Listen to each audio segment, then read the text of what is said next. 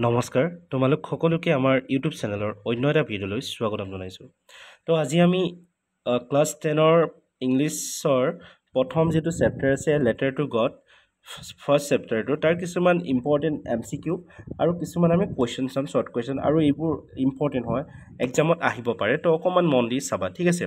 তো প্ৰথম প্ৰশ্নটো হ'ল আমাৰ যে a plague of locust would have left more than this. তো what does this underline word means. তো ইয়াত যদি চোৱা তোমালোকৰ যিটো চেণ্টেন্স দিয়া আছে ন সেই চেণ্টেন্সটোত লোকাছ যিটো ৱৰ্ড আছে তাত আণ্ডাৰলাইন কৰা হৈছে। তো এই ৱৰ্ডটোৱে কি বুজাইছে তাক ক'ব লাগে ঠিক আছে। আৰু এইটো চোৱা কোনটো চনত আহিছে তোমালোকৰ 2023 চনত আহিছে। তো আগতে অহা প্ৰশ্নবোৰৰ পৰাই লোৱা হৈছে প্ৰশ্নবোৰ, তো ভালকৈ এবাৰ চাবা। তো ইয়াৰ লোকাছ ৱৰ্ডটোৰ মিনিং কি হয় আমাক সুধিছে। তো লোকাছ ৱৰ্ডটোৰ মিনিং হৈছে তোমালোকৰ কি অপশ্যন ডি শুদ্ধ হ'ব। অপশ্যনবোৰ আছিলে a herd of animal, a swarm of bees, a flock of birds and a swarm of insect. তো লোকাছ মিনছ হৈছে a swarm of insect মানে পোক পতংগৰ এটা গ্ৰুপ যিবোৰ কেতিয়াবা ধানত আহে যে ধান নষ্ট কৰে পোকবোৰে খাই তেনেকুৱা পোকৰ থোপবোৰক কি বুলি কোৱা হয় লোকাছ বুলি কোৱা হয় ঠিক আছে। তাৰপিছত আহিলে আমাৰ 2 নম্বৰ প্ৰশ্নটো যে the post master a fat amiable fellow almost' broke out লাফিং choose from the below' the word that is same in the meaning as a amiable. তো ওপৰত যিটো লাইন দিছে সেই লাইনটোত কি যিটো সুধিছে সেইটো বাদ দিয়া চেণ্টেন্সটো জাষ্ট আমাক কৈছে কি যে এমিয়েবল ইয়াত যিটো ৱৰ্ড ইউজ কৰিছে এমিয়েবল সেই ৱৰ্ডটোৰ মিনিং কি হয় সুধিছে ঠিক আছে। তো ইয়াৰ অপশ্যন কোনটো শুদ্ধ হ'ব তোমালোকৰ বি অৰ্থাৎ ফ্ৰেণ্ডলি। এমিয়েবল মানে হৈছে কি তোমালোকৰ ফ্ৰেণ্ডলি মানে দয়ালু বা মানুহৰ লগত সোনকালে মিলিব পাৰে, বেলেগ মানুহৰ প্ৰতি ভাল ব্যৱহাৰ কৰা এমিয়েবল মানে সেইটো আৰু বুজি পাইছে চাগে। তাৰপিছত আহিলে তোমালোকৰ 3 নম্বৰ যে লেন্সো হোপ ফৰ হেল্প ফ্ৰম। তো লেন্সই কাৰ পৰা সহায়ৰ আশা কৰিছিলে ঠিক আছে। তো ইয়াৰ শুদ্ধ উত্তৰটো হ'ব তোমালোকৰ চি অৰ্থাৎ গডৰ পৰা কি কৰিছিলে সহায়ৰ আশা কৰিছিলে কোনে লেন্সই কৰিছিলে। অপশ্যনবোৰ আছিলে তোমালোকৰ নেভাৰ চনছ এণ্ড ৱাইফ তো আৰু গড আছিলে। তো শুদ্ধ উত্তৰটো হ'ব তোমালোকৰ গড। তাৰপৰা 4 নম্বৰটো হ'ল যে read the following statement with a reference to a letter to God and choose the correct option. তো আজিকালি তোমালোকে জানাই তোমালোকৰ ষ্টেটমেণ্ট ৱাইজ কুৱেশ্যন আহে। তো তাৰ ভিতৰত এটা কুৱেশ্যন ইয়াত ৰাখিছোঁ যে the house in which Lencho was living was in the middle of the populous town and Lencho was a good farmer. তো ইয়াত তোমালোকক সুধিছে যে the house in which Lencho was living was in the middle of the populous town. তো Lencho যিটো ঘৰত বাস কৰিছিলে সেই ঘৰটো এখন পপুলাৰ টাউনত আছে বুলি কৈছে প্ৰথম ষ্টেটমেণ্টটো ঠিক আছে। আৰু ছেকেণ্ড ষ্টেটমেণ্টটোত তোমালোকক কৈছে যে লেন্সো ৱাজ এ গুড ফাৰ্মাৰ। তো লেন্সো কি আছিলে এজন ভাল খেতিয়ক আছিলে বুলি কৈছে ঠিক আছে। তো এতিয়া ইয়াৰ ভিতৰত তোমালোকৰ অপশ্যনবোৰ আছে এনেকুৱা statement 1 is true and statement 2 is false, statement 1 is false, statement 2 is true, statement 1 both statement 1 and statement 2 are true, both statement 1 and statement 2 are false। ইয়াৰ ভিতৰত তোমালোকৰ শুদ্ধ উত্তৰটো হ'ব কি বি অৰ্থাৎ statement 1 is false but statement 2 is true। মানে লেন্সৰ এজন খেতিয়ক আছিলে কিন্তু লেন্সৰ ঘৰটো কি নাছিলে পপুলাৰ চিটি এখনত বা টাউন এখনত নাছিলে। তাৰপৰা আহিলে তোমাৰ 5 নম্বৰ প্ৰশ্নটো যে I hope it passes quickly, it did not pass quickly, what is the it refer to। তো ইয়াত যদি চোৱা তোমালোকক কৈছে আই হোপ ইট passes quickly মানে মই আশা কৰোঁ যে এইটো সোনকালে গুচি যাওক। তো ইয়াত মানে এই ইট ৱৰ্ডটোৱে কাক বুজাইছে সুধিছে ঠিক আছে। ইয়াত যিটো ইট ৱৰ্ড ব্যৱহাৰ কৰিছে তো এইটোৱে কাক বুজাইছে সুধিছে ঠিক আছে। তো ইয়াৰ অপশ্যনবোৰ হৈছে pack of wolves, a swarm of locust, the hailstorm, the storm of dust. তো ইয়াৰ শুদ্ধ উত্তৰটো হ'ব তোমালোকৰ চি অৰ্থাৎ দ্য হেলষ্টৰ্ম ঠিক আছে। মানে ধুমুহাৰ শিল বৰষুণৰ কথা কৈছে। তো শিল বৰষুণক ইয়াত ইটোৱে কাক বুজাইছে শিল বৰষুণক বুজাইছে যাতে শিল বৰষুণবিলাক সোনকালে কি হৈ যায় গুচি যায় মানে ধুমুহা বতাহ বা শিল বৰষুণ এইবোৰ আঁতৰি যোৱাটো বিচাৰিছে আৰু। তাৰপৰা 6 নম্বৰটো হ'ল তোমালোকৰ যে হোৱাট ৱাজ দ্য লেন্সৰ immediate response when he receive the letter from God. তো গতিকে লেন্সই যেতিয়া ভগৱানৰ পৰা চিঠিখন পাইছিলে তেতিয়া লেন্সৰ ইমিডিয়েট ৰেছপন্সটো কি আছিলে মানে তেওঁৰ ৰিয়েকশ্যনটো কি আছিলে। আৰু এই প্ৰশ্নটো তোমালোকৰ ক'ত আহিছে 2024 চনত আহিছে ঠিক আছে। তো গতিকে আগৰ পেপাৰত আহি যোৱা প্ৰশ্ন হয় এইবোৰ। তো গতিকে অকণমান গুৰুত্ব দি চাবা। তো ইয়াৰ অপশ্যনবোৰ হৈছে he began shouting at the post master, He was not surprised but very angry.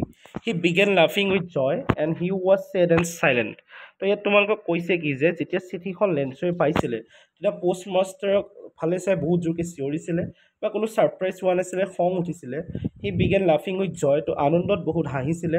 He was sad and silent, আৰু দুখী হৈছিলে আৰু মনে মনে আছিলে। ইয়াৰ শুদ্ধ উত্তৰটো হ'ব কি তোমালোকৰ অপশ্যন বি, অৰ্থাৎ he was not surprise but very angry. তাৰপিছত আহিলে তোমালোকৰ 7 নম্বৰ প্ৰশ্নটো, on receiving the letter from the post master Lencho did not seem surprise because, তো ইয়াত কৈছে যে যেতিয়া চিঠিখন কি পাইছিলে পোষ্ট মাষ্টাৰৰ পৰা পাইছিলে তেতিয়া লেন্সো ইমান সুখী হোৱা নাছিলে। তো কিয় সুখী হোৱা নাছিলে সেই কথাটো ইয়াত সুধিছে। আৰু এই প্ৰশ্নটো তোমালোকৰ ক'ৰ পৰা আহিছে, কিমান চনত আহিছিলে এই প্ৰশ্নটো তোমালোকৰ 2025 চনত আহিছে, ঠিক আছে। তো অপশ্যনবোৰ আছিলে তোমালোকৰ he knew everything beforehand, he was confident of receiving a reply from God, he had dreamed about God's reply, he knew the post master was a good man. তো গতিকে চিঠিখন পোৱাৰ পিছতো যিহেতু লেন্সৰ কি হোৱা নাছিলে, ছাৰপ্ৰাইজ হোৱা নাছিলে, ইয়াৰ কাৰণটো কি আছে সুধিছে, ঠিক আছে। তো ইয়াৰ অপশ্যনটো তোমালোকৰ শুদ্ধ হ'ব বি, তেওঁ কি হৈছিলে, হি was confident of receiving a reply from God. তো তেওঁ আশা কৰিছিলে যে ভগৱানে তেওঁক নিশ্চয় ৰিপ্লাই দিব। তো গতিকে ইমান হেপী হোৱা নাছিলে বা ইমান ছাৰপ্ৰাইজ হোৱা নাছিলে, যিহেতু তেওঁ জানিছিলে যে ৰিপ্লাই এটা আহিব। তাৰপিছত 8 নম্বৰটো, a plague of locust would have left more than this, Lencho made this remark as his crop were destroyed by this. তো লেন্সয়ে এটা চেণ্টেঞ্চ কৈছিলে, সেইটো হ'ল তোমালোকৰ কি যে a plague of locust would have left more than this. তো গতিকে এই চেণ্টেঞ্চটো লেন্সই কিহৰ কাৰণে ক'বলগীয়া হৈছিলে সেইটো সুধিছে, এটা ফিল ইন দ্য ব্লেংক দিছে। তো অপশ্যনবোৰ হৈছে তোমালোকৰ landslide, a hailstorm, a drought and flood. তো ইয়াৰ শুদ্ধ উত্তৰটো হ'ব তোমালোকৰ বি, অৰ্থাৎ হেলষ্টৰ্ম, ঠিক আছে। তাৰপিছত আহিলে তোমালোকৰ 9 নম্বৰ প্ৰশ্নটো, in the story a letter to God what was the most likely response that postmaster expected in Lencho's second letter to God. তো গতিকে এই গোটেই ষ্টৰিটোত য'ত এ লেটাৰ টু গড আছে, what is the most likely response that the postmaster expected in লেন্সৰ second letter to God. তো গতিকে যিজন পোষ্টমাষ্টাৰ আছিলে সেইজনে কি এক্সপেক্ট কৰিছিলে লেন্সৰ ছেকেণ্ড চিঠিখনত, ঠিক আছে। ইয়াৰ অপশ্যনবোৰ হৈছে তোমালোকৰ চৰো, হেপিনেছ, গ্ৰেটিটিউড এণ্ড ইণ্ডিগনেশ্যন। তো শুদ্ধ উত্তৰটো হ'ব তোমালোকৰ ইণ্ডিগনেশ্যন। তাৰপিছত 10 নম্বৰটো হ'ল the field was white as if covered with salt, what literary device is use here. তো এইটো চেণ্টেঞ্চটো অকণমান ভুল হৈছে চাগে, এইটো ডিভাইচটো হ'ব নালাগিছিলে, what literary device is use, এইটো ইংলিছৰ কিবা বেলেগ এটা লিটাৰেচাৰ ৱৰ্ড হ'ব, এইটো ডিভাইচ নহয়, ঠিক আছে। তো মুঠতে the field was white as if covered with salt. তো এইটোৱে একচুৱেলি ডাইৰেক্ট কোৱা নাই কথাটো, অকণমান বেলেগ এটা টাইপত বেলেগ এটা ঘূৰাই পেলাই কোৱা হৈছে, যেনেকৈ আমি ফ্ৰেজেল ভাৰ্ব বুলিও ক'ব পাৰোঁ চাগে, তেনেকুৱা ধৰণৰ হ'ব। তো গতিকে ইয়াত কি ইউজ কৰিছে সেইটো তোমালোকক সুধিছে। অপশ্যনটো হ'ব চিমলি, এইটো এটা গ্ৰামাৰৰ এটা পাৰ্ট হয় চিমলি। তো ইয়াত যিটো মানে চেণ্টেঞ্চটো ইউজ কৰিছে সেইটো গ্ৰামাৰৰ কোনটো পাৰ্ট ইউজ কৰিছে বা লিটাৰেচাৰৰ কোনটো পাৰ্ট ইউজ কৰিছে সুধিছে। শুদ্ধ উত্তৰটো হ'ব তোমালোকৰ চিমলি, ঠিক আছে। তাৰপিছত আহিলে তোমালোকৰ 11 নম্বৰ প্ৰশ্নটো, what did লেন্সো do through out the morning. তো লেন্সই গোটেই মৰ্ণিং বা ৰাতিপুৱা সময়খিনিত কি কৰে। তো ৱাটছ the river, ৱাটছ the sky, ৱাটছ the field and ৱাটছ the valley. তো শুদ্ধ উত্তৰটো হ'ব তোমালোকৰ চি, ৱাটছ দ্য ফিল্ড, অৰ্থাৎ পথাৰখনকে চাই থাকে ৰাতিপুৱা সময়ত লেন্সই। 12 নম্বৰটো হ'ল choose the correct antonyms of word crest in the sentence. The house the only one in the entire valley set on the crest of a low' hill. তো গতিকে এই যিটো চেণ্টেঞ্চ দিয়া আছে ইয়াত ক্ৰেষ্ট ৱৰ্ডটোৰ তোমালোকৰ মিনিং সুধিছে। এনেকুৱা ধৰণৰ প্ৰশ্নই আহে আজিকালি, ঠিক আছে। তো ইয়াৰ অপশ্যনবোৰ হ'ল তোমালোকৰ submit, reeds, top and bottom. তো ইয়াৰ শুদ্ধ উত্তৰ হৈছে তোমালোকৰ বটম, ঠিক আছে, মানে একেবাৰে তলত। তাৰপিছত 13 নম্বৰ প্ৰশ্নটো হৈছে the woman who was preparing supper replied, what does supper mean. তো ইয়াত কৈছে যিটো চেণ্টেঞ্চ কৈছে the woman who was preparing supper replied. তো এই চেণ্টেঞ্চৰ ছাপাৰ ৱৰ্ডটোৰ মিনিং কি হয়, ঠিক আছে। ছাপাৰ ৱৰ্ডৰ মিনিং হৈছে তোমালোকৰ option C and evening meal, ঠিক আছে। তো সন্ধিয়া সময়ত খোৱা যি খাদ্য তাক আমি কি বুলি কওঁ, ছাপাৰ। চ' ৰাতি খোৱা কথাই হয় আৰু। তাৰপিছত আহিলে আমাৰ 14 নম্বৰ, starting up a correspondence with God, who started. তো এই starting up a corresponding with God. তো গতিকে এইটো কোনে কৰিছিলে, মানে ভগৱানৰ লগত যি ষ্টাৰ্টিং কথা বতৰা আৰম্ভ কৰিছে এইটো কোনে কৰিছিলে।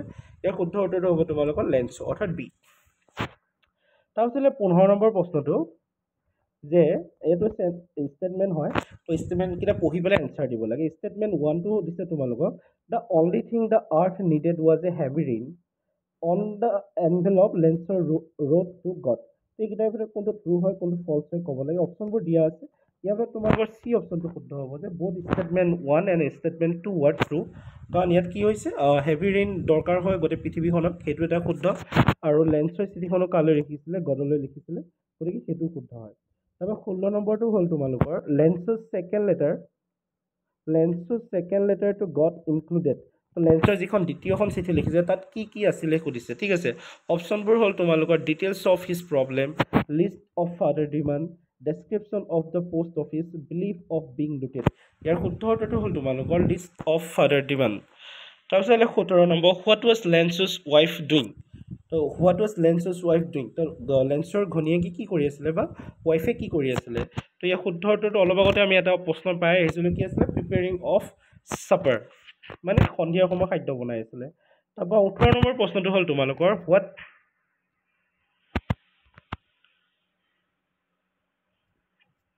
18 নম্বৰ প্ৰশ্নটো হ'ল তোমালোক হ'ল when it began to rain লেন্সো went out তো গতিকে এইটো প্ৰশ্নটো হৈছে যে ৰেইন কেতিয়া আৰম্ভ হৈছিলে যেতিয়া লেন্সো বাহিৰলৈ গৈছিলে তো গতিকে এইটো অপশ্যনবোৰ হ'ল to protect his ripe crop to irrigate his field to drive away the animal to have the pleasure of feeling the rain তো ইয়াৰ শুদ্ধ উত্তৰটো হ'ব তোমালোকৰ ডি হ'ব ঠিক আছে প্ৰশ্নটো অলপ ওপৰৰ প্ৰশ্নটোৰ অৰ্থটো একচুৱেলি বেলেগ আছিলে যে when it began to rain লেন্সো went out মানে যেতিয়া বৰষুণ হৈছিলে তেতিয়া লেন্সো বাহিৰলৈ ওলাই গৈছিল তো কিয় ওলাই গৈছিলে তাৰ কথা সুধিছে ঠিক আছে তো এই শুদ্ধটো হ'ব ডি বৰষুণৰ যিটো মানে মজা বা বৰষুণত তিতি যিটো ভাল লাগে তেওঁ মতে আৰু সেইটো এটা মজা ল'ব গৈছিলে ফিলিংছ ল'ব গৈছিলে তো 19 নম্বৰটো হ'ল হোৱাট কুড বি চিন এপ্ৰচিং দ্য নৰ্থ ইষ্ট তো গতিকে যেতিয়া নৰ্থ মানে লেন্সো পথাৰখনৰ হয়তো পথাৰখনৰ নৰ্থ ইষ্টৰ ফালে কি দেখা পোৱা যায় যেতিয়া নৰ্থ ইষ্ট দিশটোৰ ফালে যোৱা হয় তো ইয়াত অপশ্যনটো হ'ব তোমালোকৰ হিউজ